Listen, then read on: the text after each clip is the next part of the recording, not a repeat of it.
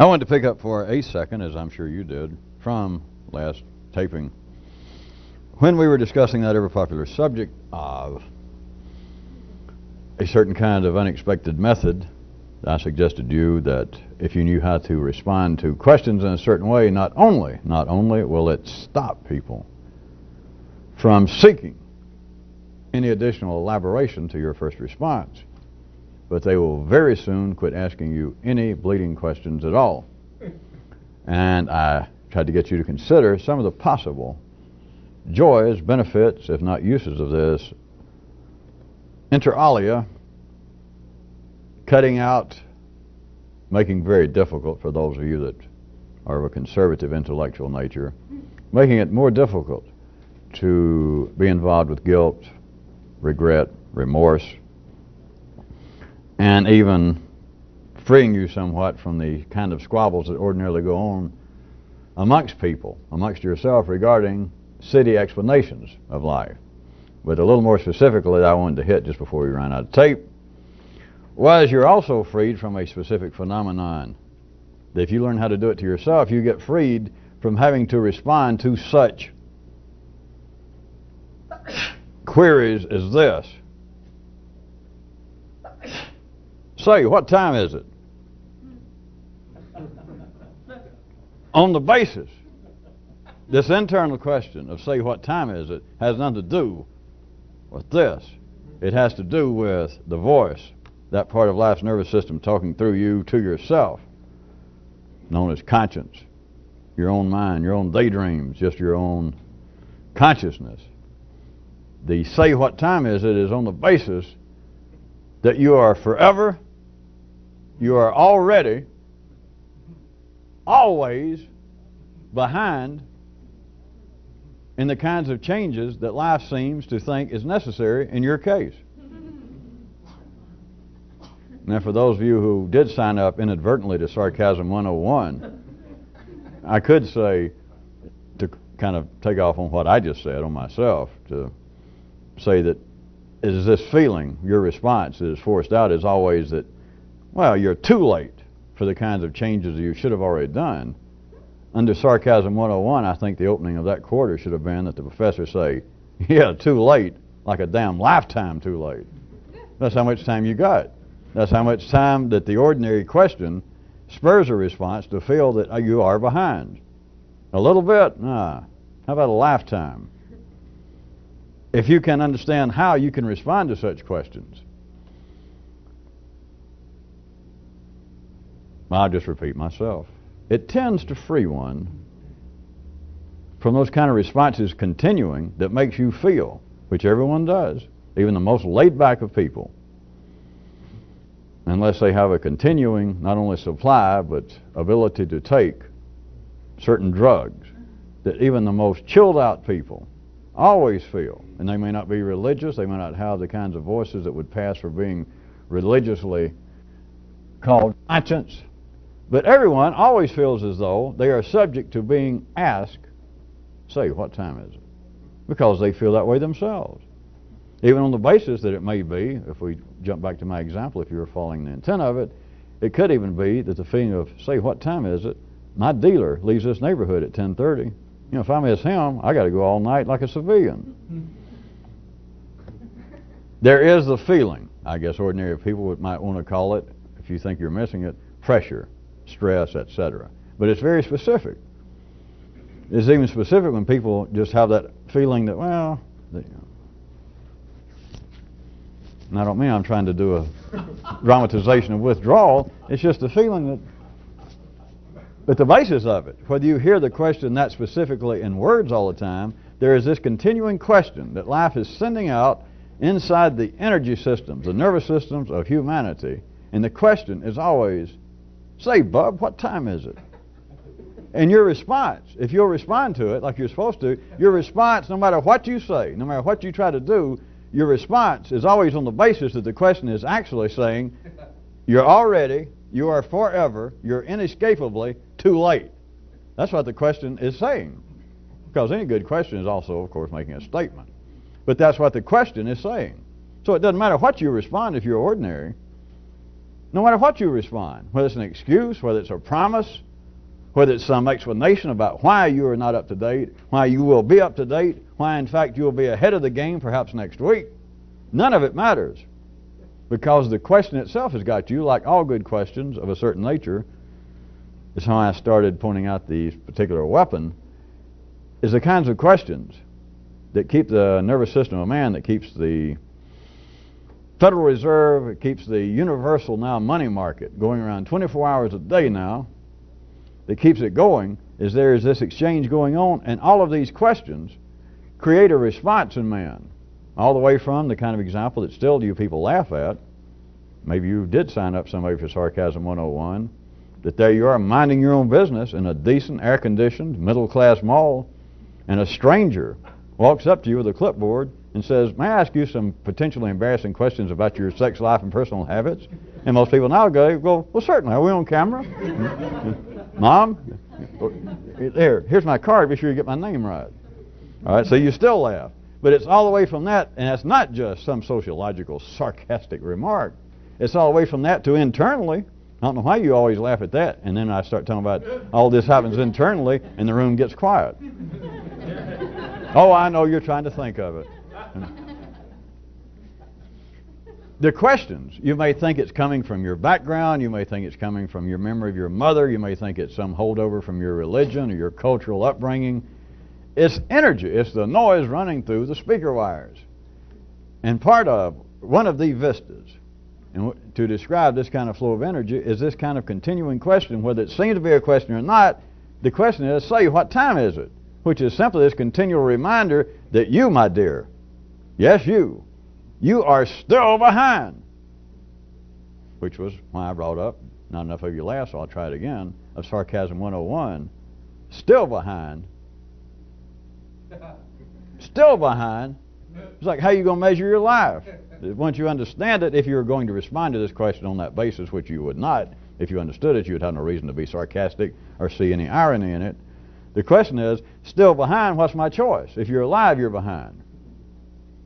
You're still a little behind. A little behind, let's try it this way. A little behind, the minimal definition of a little behind is a lifetime.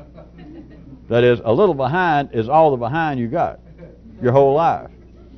And as long as you'll respond to that, that is, as long as that kind of energy is still sparking you, as long as you are simply wired up to the city schematics, the kind of question you'll respond to in some way. And it'll be some ordinary way.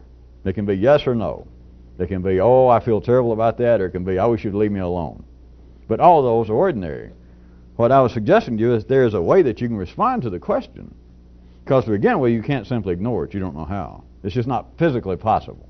So you have to respond, but there's a way in which to respond to these questions, not just to other people, which is, you remember I started out about this guy that used to write books or do something, and people used to write him and ask him all kinds of lengthy questions. I just use that as an example. And then I found out, I watched him, that he could write letters back to people and apparently respond to the question, but in such a way they didn't take it as being insulting. They didn't think that they were being treated in an offhand manner. But it would be years before these people would ever write back. Which is, he seemed to enjoy cutting down on the logistics and the paperwork. And the people seemed to be, from what little of his correspondence I saw, those people seemed to be somewhat satisfied. That is, they'd wait several years and say, I've saved that letter, and I still think about it. Blah, blah, blah, and I decided it's time for another question. But his view was, well, at least it put it off for 2 years. Now, I could be putting words and thoughts in this guy's mind, but what the hell, I made it up anyway. But it's not just that, even though it will work. It's internally to begin to recognize that you are being questioned continually. And all of you, most of you should be good enough by now, that you're past any idea, well, it's unconscious traumas and my mother's voice coming out and the way that I used to be so involved with sibling, if not penile envy and hostility. All the way from that, well, it's the voices of my ancestors, it's the voices of my religion, it's my conscience. It's noise. It is energy, and it's there. And there is no dealing with it. It is wrestling with the ultimate tar baby. It is fighting the ultimate, the supreme vapor. But you've got to respond at the ordinary level. And so until you understand how, you might get away from even responding, being able to turn a multidimensional deaf ear. I'm telling you, there's a way to respond that does not fit into any of the standard energy exchanges. And you respond in such a way that I'm going to suggest to you, vis-a-vis my example of this guy that used to write people back, that you can stop life that'll ask you questions, the kind of questions that you never thought of as life, but the kind of questions that bother people, that plague their souls. Why don't you change? Why don't you do right? There's such a way to respond to those kind of questions that the follow-up becomes further and further removed from the question to such a point that I'm telling you that pretty soon, I know that's technical talk, but just trust me, pretty soon the questions cease coming. For those of you that are still doing your archaeological papers on religion, you might notice that all the world's religions have their own variation of this tucked away somewhere. Now I think about it, but they look at it as being the ultimate faux pas. That is, there's something in the, I know the New Testament, and there was something in Islam, but it's about that if you fool around with the gods long enough, and keep giving them grief when they try to help you or try to talk to you or try to make you feel guilty, try to point out the error of your ways. If you keep fooling around, especially ignore them or badmouth them, whatever it is in their particular cultish interpretation, someday the gods will quit trifling with you. And then you're supposed to go in, ooh. So that was not the way I was going to describe it, and I'm not saying it's the same thing. But I'm not saying it's not because I'm not a minister or a rabbi. I don't know. I just heard that.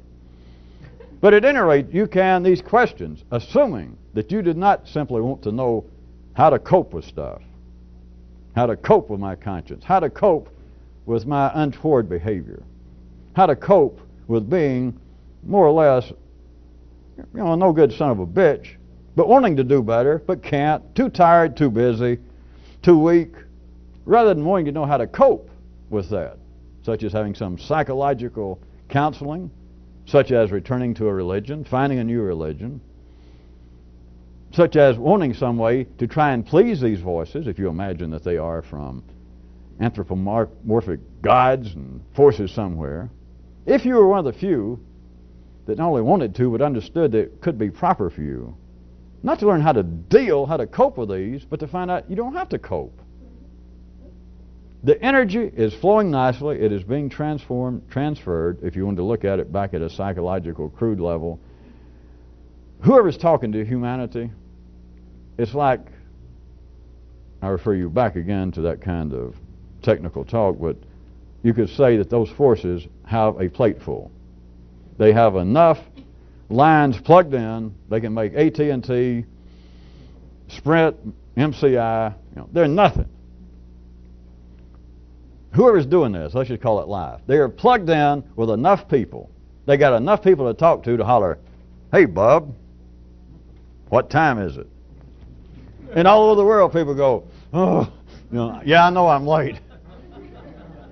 If one or two people here and there kind of unplug, lay down the phone, I'm telling you, that is, they don't cope with the voice. They just find, you ain't got to talk. Just because your phone rings, you don't have to answer it. I know that's shocking. I know that is, well, it's blasphemous. Well, it's somewhere between impossible, read, oh, I never thought of that, at the city level, to blasphemous. Why in the world would you have a phone and not answer it? Why in the world would you be alive and laugh, or whoever it is, continues to present these questions? Your conscience, your better intelligence, your more humane, enlightened instincts. Call it Gumby for all I care. But no one ever considers, because you're supposed to learn how to cope with this. That's part of the purpose of being a human, to help cope with it. And from one view, to take another side step, which we do enough, it is to spur life on.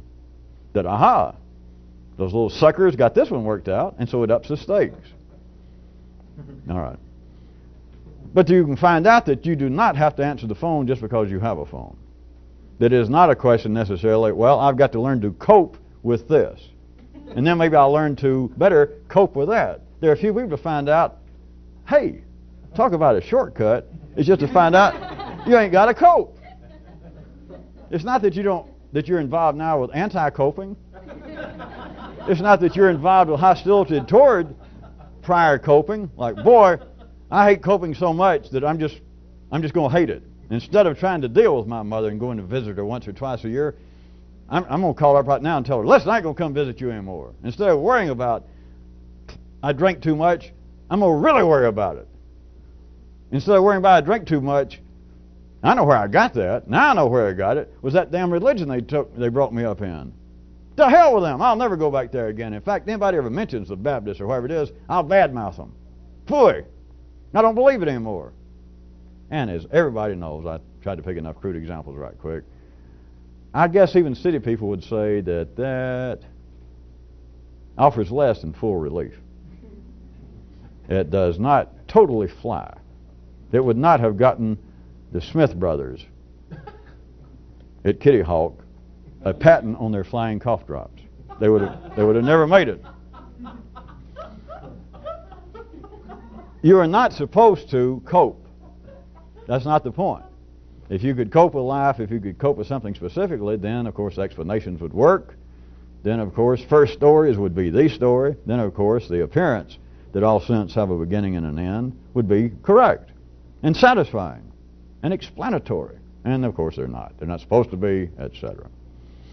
You can personally, with a certain kind of trickery, respond to these questions, the continuing questions that people have rhapsodized about, weeped about, written poetry about, and blah, blah, blah, under the natural assumption, under ordinary conditions, that one must cope with these things. You must cope with the pressures of life. You must cope with the vagaries of your own personality, the kinds of intrigues, the kinds of stresses between you and your family, between you and other people, that these things must be seen to.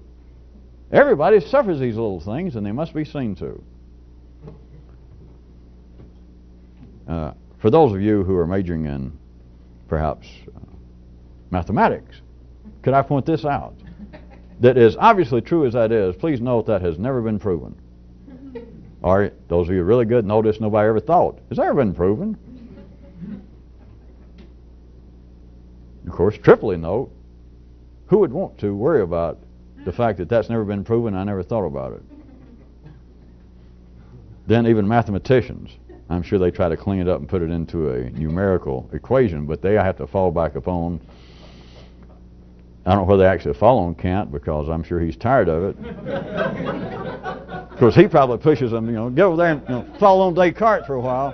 But at any rate, they have to fall back on, well, some things are self-evident.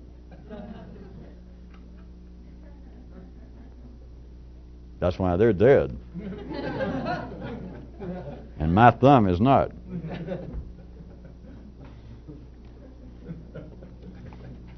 Of course, for the sake, parenthetically, of medical honesty, that's not the only reason that those two cats are dead. So I didn't want to mislead anybody. I want to pick up something else. There's been a few tapings, if not weeks back. Do you recall that we were ruminating over a sentence that went, you can't be serious without talk. You all remember that. To push it up the hill a little bit, an expanded variation, and that is you cannot be taken seriously without talk. And this has specific ramifications in city affairs, and particularly those that would appear to be negative directions in the city. Don't sweat yet. I think I can give you a prime example. Here it is. Prime example. An alleged criminal cannot be properly seen, explained, taken to be properly evil and perverse if he refused to talk about himself or his deeds. Run the story. And the story is, of course, just a kind of additional verbal wrapping on this energy transfer that's already taken place. Just think of some horrible something that's gone on lately, probably that has to do with homicides. And they catch a guy. Just something just dastardly. Kind of things that ordinary shoppers at Safeway and Big Star stand there and seem to salivate while they're looking at it. Just something horrible a guy did. If they could not get the man to talk at all, and every now and then this happens, as some of you think, if they can't get the man to respond at all, the story disappears. Now, don't jump on the obvious and say, well, there's nothing to write about. Sure there is. But the story disappears, not just from the headlines. It disappears from the energy exchange going on in humanity. Those immediately involved with it, those that should be keeping up with it. There is nothing to say. The man cannot be taken seriously if he will not talk. Doesn't matter how dastardly was the deed, how perverse seems to be the character it's assumed originally. It would have to be of a man who would do such a thing. And let's say that was captured on film. He just walks out and he does it. He walks into a beauty shop and just opens up with an Uzi, kills 12 people in cold blood, runs out, the clip's out, he lays it down, walks out, and they arrest him. Maybe he smiles and waves at the camera. Can you imagine what that's going to do? Then it turns out the next day he's not spoken to anyone. Maybe they find a relative or something, or where he last worked, and they say, well, oh yeah, the man can talk. He's not deaf or dumb. He's not an idiot. He was holding down a job here. We don't know much about him. He just worked a few days, but no, he can talk, and he's literate. But there he is, and will not say a word.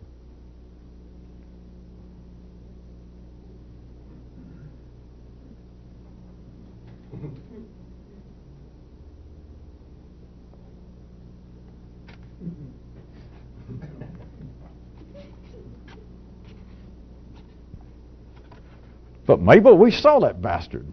He stood right there and killed. There happened to be somebody going by with their little camcorder, and they picked up part of it. He walked out. He had the Uzi there in the empty clip, and there's blood. There's people splattered all over this place, and him smiling and waving at the camera. God almighty! And here he is. They show him the next day. They bring him in for arraignment. He stands there. They ask him guilty or not guilty. Doesn't say a word. Then they report maybe later on the 6 o'clock news the following day that he still has not spoken. Somebody slips in, they speak to the jailers there. Get some of the deputies. Say, no, nobody's heard him. He had his meal and he kind of nodded. It looked like thank you when we handed him his beans. Hasn't said a word. You do hear me, that story, how long is it going to last? Now we're talking about 12 people killed in cold blood.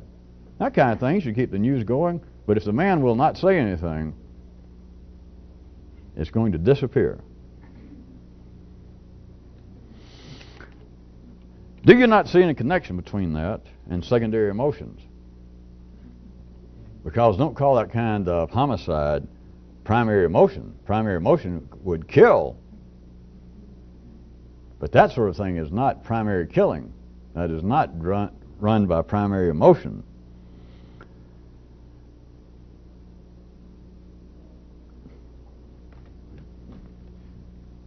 Back to the above paragraph, by the way. There's another aspect of this. Is a man who would not talk. And when I'm saying a man who would not talk, you understand, surely, the man is of no consequence. It's the talk that we're talking about. The man's not, unless you consider that a particular phone is of some consequence, not the messages going over. Or if you consider that the particular piece of speaker wire would be important. I mean, you're going to save yourself a lot of money if you can go buy your piece of, and run down to Radio Shack and buy you a $1.98 stretch of speaker wire and go home, and every time you're in the mood to hear a little Ashkenazi or a little Mozart or some JB, if he ever gets back, just hold up the speaker wire. Never have to buy another record album or CD. You don't even have to fool with turning on your tuner. Just hold up the speaker wire. Do you believe that? Did you even catch that? The man, when I say the man would not talk and therefore the story would disappear, the man is not what we're talking about. What we're talking about is without talk, humans will not be taken seriously on the secondary level. They are not serious because they are not full-fledged cityites. The connection I was going to try to get you to see, if you see any, amongst the opening paragraph, is also, if a man would not talk, remember we're talking about talk, not the man, but if a man would not talk about these kinds of dastardly deeds, let's stay with the kind of negative directions as they would be interpreted in the city, such as homicides, deeds ill done, deeds in disfavor in a civilized society. If a man did not talk, he not only would not be taken seriously, he not only would not be any news after a day or so, he would not be part of the general flow of information and energy in people's consciousness. Such a person would not be expected to ever change. They would not even be particularly expected if anybody would respond to such a direct question if I were to jump out and ask them. If a person will not talk about his devilish old self and or his dastardly deeds, he would not even be considered capable of change. But at the very least, the first, that's why I put it in first, if a man would not talk about, let's stick with horrible stuff. That seems easier to talk about with ordinary folks. It's even easier to start to talk with people who are potentially disordinary. But somebody who had done something dastardly, not only will people lose interest, but they do not expect that there's any particular chance of any kind of rehabilitation. If a man's not going to talk, he's not going to change. Now, nobody's ever said that on this planet, but I could get quite ordinary people. Some of you should hear that. I could get pretty ordinary people if we had somebody who actually had engaged in some kind of mass homicides, like I described, and he would not talk. And I went to some judges, some attorneys, the viewing public out there in a mall and questioned them, sociologists, psychologists, but just ordinary people. And I put it to them in such a way, and I said, are you familiar with that case, the guy that did all that? And they said, yeah. And you realize it's been now several weeks, and he's never said a word to anybody? Yeah, I remember they said that after a day or so. I hadn't heard him more, but you still won't talk, eh? And I said, no. Then if I put it to him some way, I said, well, did you see enough? And they, what little they found out about his background, et cetera. And they went, yeah. And you saw him on TV when they bring him in for his arraignment. Yeah. Well, just tell me, just your offhand impression. And he hasn't said a word, not one word, not anything to anybody since then. Do you think that this particular guy, just give me your gut impression. Do you think that he's capable of some kind of rehabilitation? I suggest to you that everyone would go, no. They might look off like I don't know why I'm saying that, but they would not. Because if a man won't talk, he can't be helped. He cannot change. Of course, what they're saying without knowing it. The only thing that could possibly change would be secondary affairs. And secondary affairs must be based on words. They cannot breathe without being verbalized. Secondary emotions have got to either be talking about themselves or be being talked about. And so if this guy is not talking about his secondary emotions and everyone else quits talking, that is, he's not in use because he won't talk, he won't furnish some of his own kindling, if he won't talk, then if you ask people, which nobody ever think, but if I said, just your gut impression, just yes or no, do you think it's capable, this guy, of ever changing? People go, no. But do you hear why? That'd be awfully close, since yes and no's are always very flawed responses. But that'd be one case, that'd be real close to being a pretty decent no. They wouldn't know why. But if you are not talking about your secondary emotions, or if they are not being properly talked about for you, then there is no possibility, there's no distinct possibility that the kind of energies tying you into whatever seems to be this particular local scenario are going to change in such a way that you apparently change. That is, become rehabilitated, or suddenly go, oh, I'm so sorry I did that. Oh, I feel terrible. Without talk at the secondary level, you've got almost nothing. You've got no continuing fuel or basis for secondary activities, secondary emotions. You could even take as a kind of theorem, if you saw how to do it yourself, that you could look at silence as being a kind of very useful, if not at times impenetrable, shield in certain city areas. Now we're not talking about this guy. I'm talking about if you knew what you were doing. Almost some comic book, whoever it was, those heroes that hold up some kind of invisible. But it's got to be willful silence, of course. If you're just silent because you don't know what to say or because you want to be silent, of course that doesn't count. You're not being silent.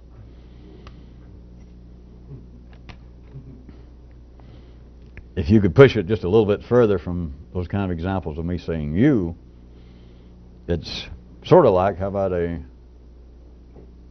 theorem to the, the third degree. Is that a theorem that you'd take a trench into? Well, no. It would be like this, sort of, that you could say that silence could be the great, the grand, the ultimate explanation. Well, you didn't think we'd left that subject behind. How about another way? To speak at least metaphorically about your DNA's erstwhile religious activities, your ancestors' belief, and such as that. How about if we put it to you this way, that only lesser gods talk? And of course, by lesser gods, I mean gods that would stoop so low as to speak to man. That would have to be lesser gods. That the real gods, the big gods, their redeeming, their outstanding characteristics, I suggest, would be silence. At least as far as man concerned. Because you don't have to, by any means, be majoring in sarcasm to realize there is some manifold validity in me pointing out that only lesser gods would talk, and then define, if not describe, lesser gods in this context being those that would speak to man, which of course includes all the gods that everybody in every city has ever heard of, because the God spoke to everybody's prophet and whatever the religion is. Of course, that's the heart of it. And who's going to follow a religion that if you say, well, I'm shopping around for a different religion, tell me something about your God. And they say, well, have you noticed the nice buildings we got? Yeah, I do. And we got some real nice people attend here. And we have some nice parties. Yeah, but do you want to tell me something about your God? Oh, have you seen some of the suggestions we have about ways that you probably should live and do better? Yeah, I read them. That's why I like them. I want more information. But I want to know. I want to get down to the heart of it. What does your God? I've never even seen it listed somewhere. Whatever you call your God. Well, oh, you don't call him anything. I like that. But anyway, what does he say? How did he get this going? And if they say, well, to tell you the truth, I guess we're all assuming that there was a God behind this, as you call it. But to tell you the truth, as far as any of us are concerned, or any recollection or any information, he's never talked to anybody. Well, look, I'm going to go check out this other religion, and maybe I'll come back. I'll get back with you. Well, nobody's going to do that. The first thing you open up anybody's Vedi Mekam, and what's the first thing? The God either directly says to somebody, or he's got his right-hand angel or somebody. But the God always says something like, hey, what time is it? Or the more militant gods, I guess, say things like, hey, heads up, look. Over here, you troopers, it's me. That's the first thing the gods do, is to establish, hey, I'm talking to you guys. It's me. With no sarcasm, no irony, for those of you who are good, surely you do hear, now forgetting about anthropomorphic gods and all that, of silence being the possible, best, fullest explanation. Then, do you hear why I start out and could say that it could be possible on that basis that gods do not talk? Oh, all right. It's only the lesser gods that talk. That the really big ones, and from them, nothing is heard. Think about it. Those of you that are any good by now, now if you can drop gods and all that, think about information. Think about what seems to, under ordinary conditions, the kind of information, the kinds of ideas that seem to seep into your consciousness in some manner. Where have you got it? From books, from thinking on your own, from meditating on sunsets. What is this stuff? Under ordinary conditions, would it not classify as being the voices of lesser gods? In general, isn't what you think more or less BS?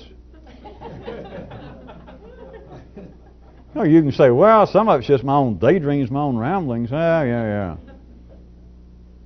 But at best, I mean, if you were still tied up in your ancestors' beliefs and those kinds of ideas of capital G gods, the gods are speaking to man some way, and that's the best they can do. All right, let's assume it is. Then if it is, then whoever's talking to man, I suggest you, they're not the major leagues. I mean, you're dealing with AAA league gods. Because I suggest to you the really big ones, man would not be hearing from them. Not directly. And so anything that man does hear on that basis under ordinary conditions, may I suggest to you, just look yourself, is quite open to further question as to any great validity. And this further question should take all of, 2 or 3 seconds for you to realize that's true. Under ordinary conditions, everything I ever thought, learned, heard, up until now, big deal.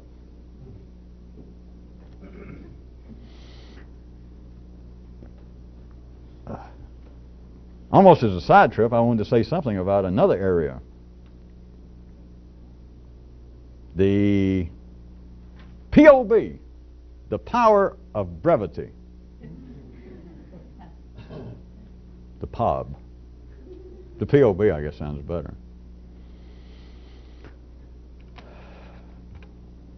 For instance, how about this kind of progression that's gone through life's nervous system connection with man that's manifested itself verbally, culturally, religiously, in all sorts of ways. These kinds of slogans. Remember, we're speaking about the POB.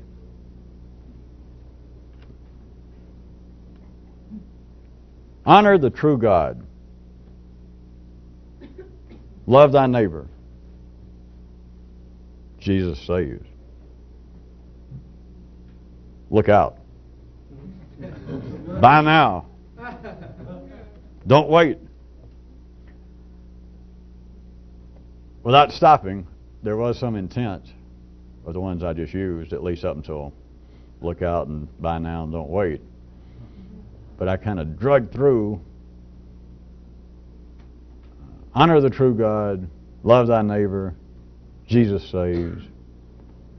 As you take this kind of progression, which has happened in the spatial development and the spatial limits of life's developing nervous system via man, as you go from the 4 words, honor the true God, to the 3 words, to the 2 words, then I guess you would think, would you not, that okay, now wait a minute, then the ultimate step in that kind of progression, the increasing power of brevity, then the final one would have to be the 1 word. Maybe just look. Or probably better in the city, just don't.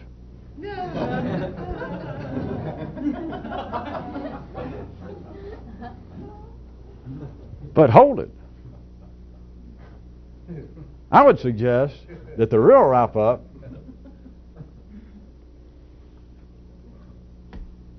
the real improvement, the real extension of the power of brevity would have to be not the 1 word directive like don't or look or wait, or the 1 word explanation, which surely would be the ultimate if you're going to go from 4 to 3 to 2. And by increasing the brevity, if I may say so, you are increasing the power of brevity, and that kind of inverted reflection of itself. But the 1 word couldn't be it.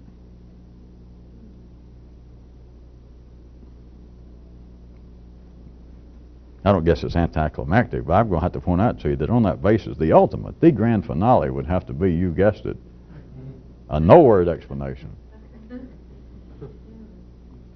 Because it surely,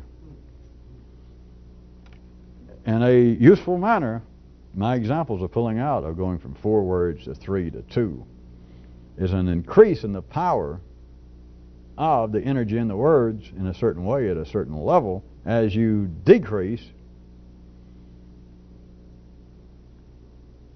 their mass, their fatty content, the power of brevity, the increasing power of brevity, that you would think, well, it's got to come down to 1 word then, whether we decide what it is. But if that be true, then that is not the final word. The final word, the grand explanation, would have to be the no-word explanation. If you will jump back one more time to the annals of history, back to those glory days, no, that's Hopalong Cassidy, or Lone Ranger. It's back to us. Last time we were taping, more or less. That I was suggesting about what we were talking about explanations not actually settling anything, even though they may detail and recount much of what the intellect seems to have been studying. And I even suggested to you that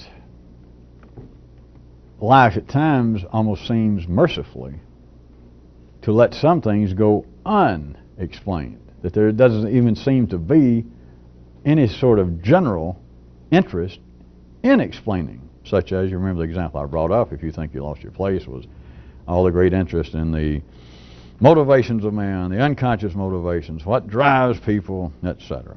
And that there is no question, there's no interest in, hey, if we explain all that, if we explain all the questions that we now collectively, institutionally, academically, individually have about the drives and motivations, seen, unseen, recognized, suspected, if we answered all those to our satisfaction, would that answer everything? No. It'd be like the game was called on account of something other like darkness, and yet somebody realized, wait a minute, that was the 3rd out in the 9th inning. What do you mean the game's been called? Just when you thought it was over, and they say, same time tomorrow, 7 o'clock. On that basis, if you recall now, that mercifully at times life lets, in a certain way, if you can see it, no explanation be assumed to be the ultimate, or at least the best explanation in this case.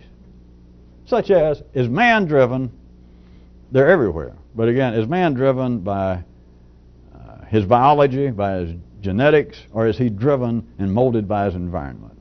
And no one can answer it.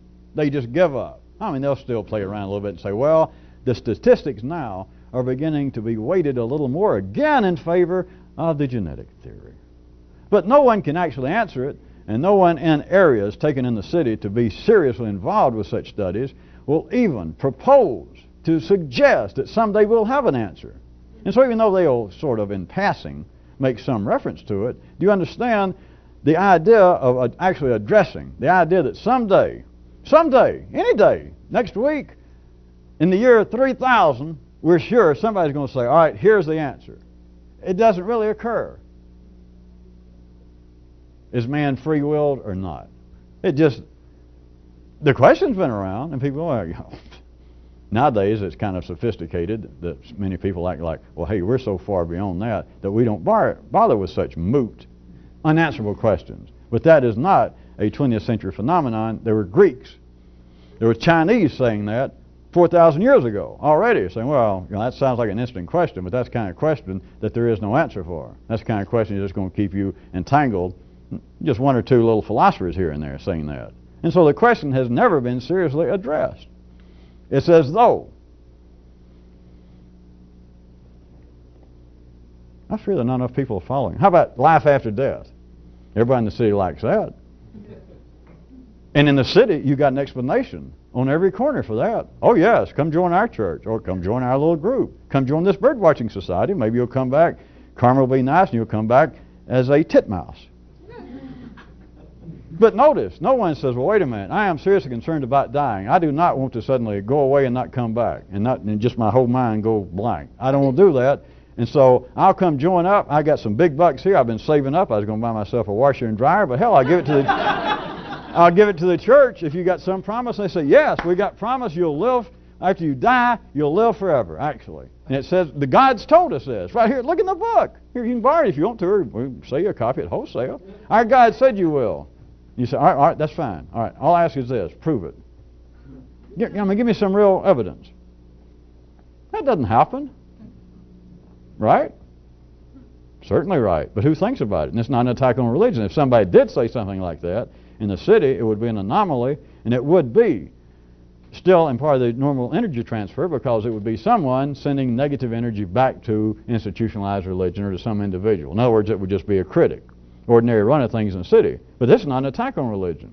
And I'm simply pointing out there is no such thing as a, quote, even an attempted objective investigation or explanation of all ideas, theories, promises of life after death. In the city, you either take it or a few people don't, evidently. But more or less people take it. That, well, yeah. You ask people all over the world, the people that do polls are constantly saying, do you believe there's life after death? And the vast, vast, vast, vast majority of people everywhere, of whatever nationality, of background, religious, racial, they go, yeah. And they'll even say, well, I don't go to church, or I was not raised in a religious environment. But I'll tell you the truth, being a scientist, I look around, I look at the renewal of the planet, I look at the food chain and the cycles of the seasons, I look at the birth and the apparent dying of certain planets, and I don't know, it just, there's no doubt to me, this can't be the end. And even those who are not religious all over the world will go, how true, how weighty, right on. With no sarcasm, but notice, no one ever stands up and says, I guess I'd just soon believe that as the rest of you. Would somebody offer just a modicum, a scrap, a teeny weeny, just a little bit, just any kind of evidence? Let's forget proof. How about proffered evidence? How about alleged evidence? None. But is that not the ultimate explanation? That is the mercy of not attempting to explain it. I know it's sometimes called faith and all that. But by faith, if I understand what these ordinary people mean, that is a form of merciful treatment, is it not? That the ultimate explanation for, God Almighty, I don't want to die. Well, everybody's going to lay down and die, but all you got to do is join up.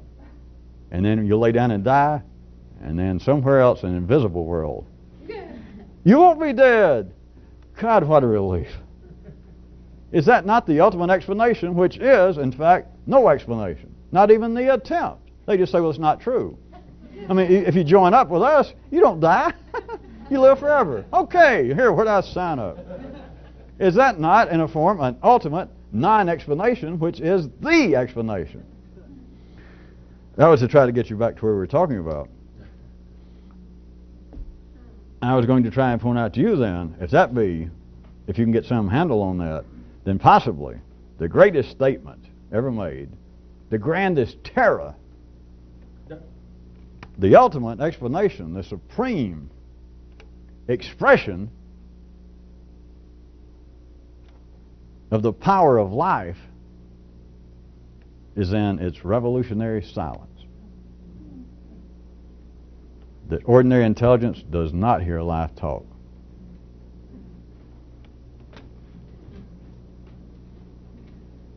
What they hear, of course, then comes out on very crude levels, which is operational. It's all that life obviously wants going on. It is as though they're getting it second-handed. It is as though, if there were the gods that your forefathers and your DNA believed, these anthropomorphic capital G gods, you know what I mean. If that were true, if that were a full statement of reality, forget true, then it would be that whatever message they're sending is like that they're sending it through several relays. It's going to a satellite and it's being bounced down to probably an Albanian ground station. It gets all kind of, by the time you get it, what it amounts to is why I'm suggesting you're getting the voices of lesser gods. You're not getting whatever might have been said. Thus, I suggest to you that if you're no longer ordinary, if you can hear from a new place in the nervous system, instead of that same old stuff, which is no explanation, and mercifully at times, though, is taken as being there's another level. Not a 3D level, there's another direction, wherein you can hear something new. That is, you receive some kind of new energy intellectually. And it is like the greatest statement ever made. Forget about God is love and Jesus saves and buy now, wholesale. But it is like the greatest statement, but it is another form of a grand, may I say, terror. But it is like the supreme, the most comprehensive expression of life's power. And that is in its revolutionary silence.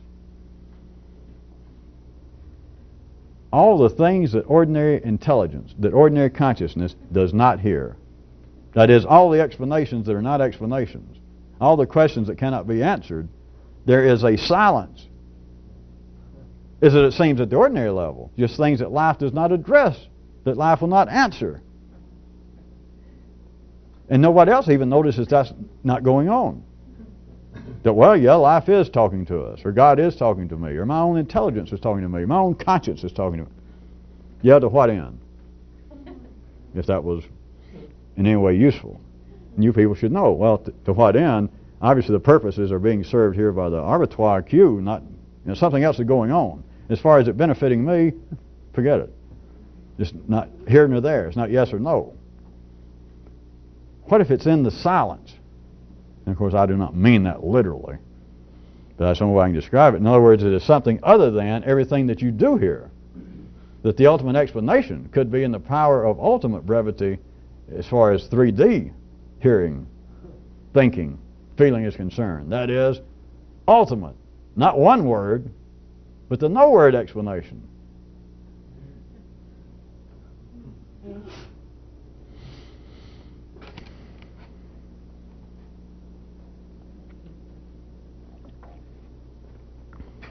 Well, right then, how about a real tricky sidestep? Really, this is tricky, but this is a good time to do it so I don't have to try to untangle you from it. This is, I guess if we're ordinary, I'd have to describe what I was going to try and put into some kind of words would be metaphorically paradigmatic. Anyway, it's just tricky, so.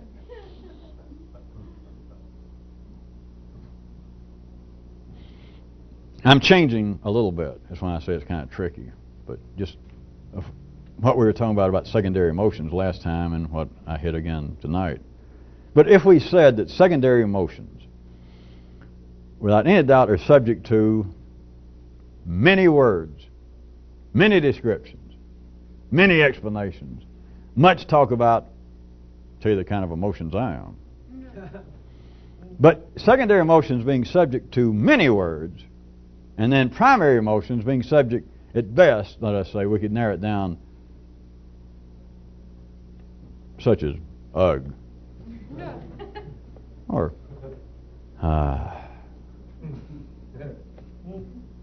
just. Then, may I suggest to you that if there were going to be, if it was possible to have any fresh, new, revolutionary sensations, they would be best expressed, not by many words or not by one, but by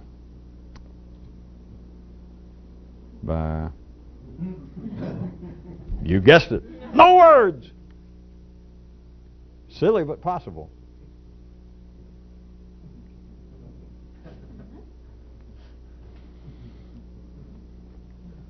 No.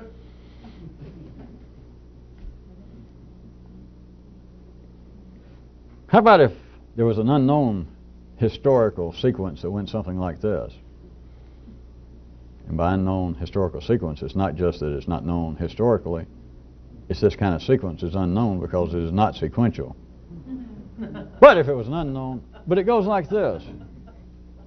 Vis-a-vis, of course, some of the things that we've already been talking about. That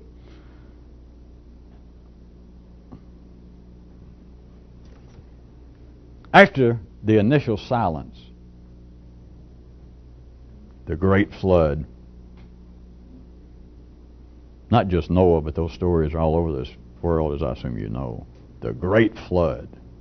But after the initial silence, Not those cheap gods, not those lesser religions like that start off. You open the book and it says, first thing, God, with a capital G, said whatever he said, you know. Get it at wholesale. Rather than that, what I suggest to you is another level. The big guys, if there was such a book, was in the beginning. Initially would have been the big silence.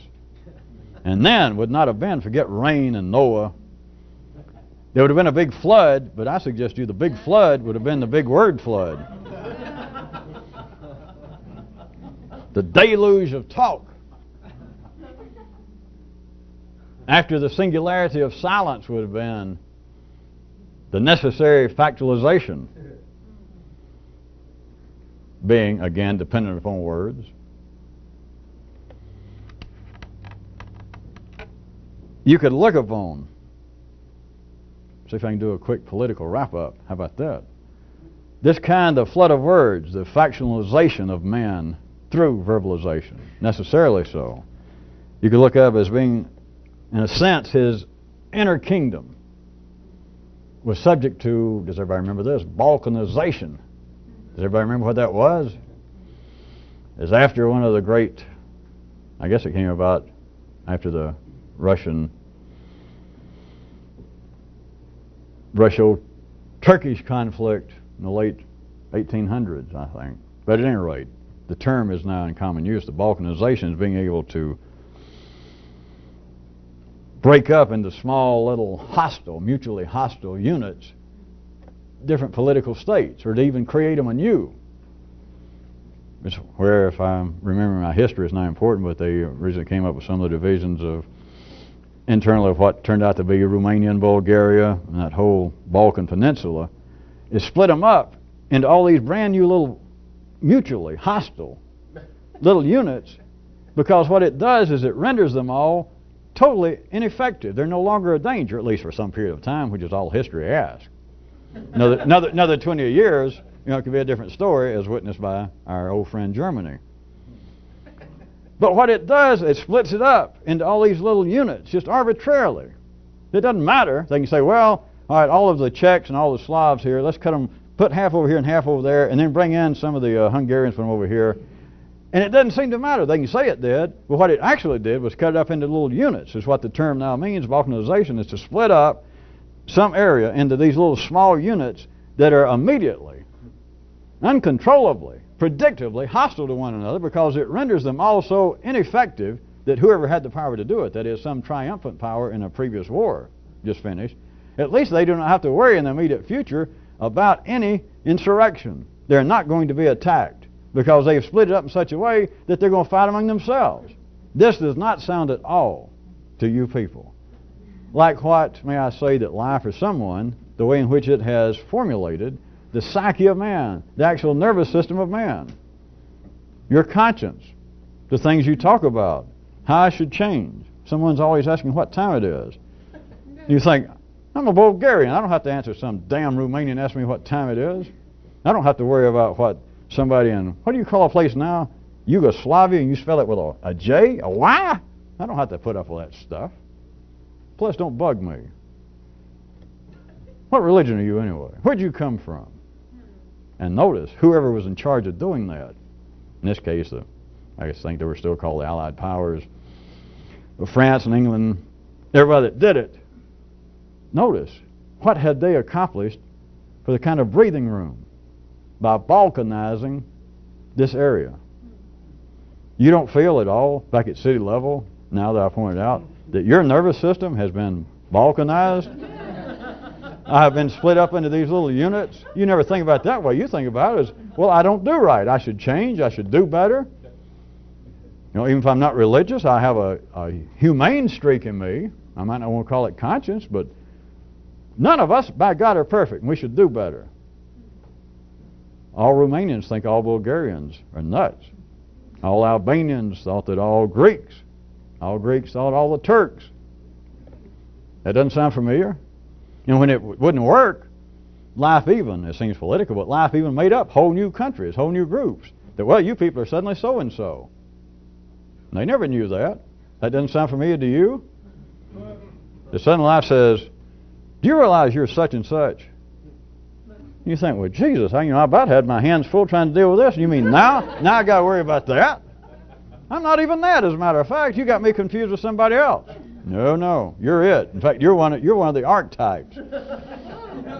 You're a clay model for the rest of them. Well, we're out of tape, right? We're out of tape. So if you're not hearing this, that's why.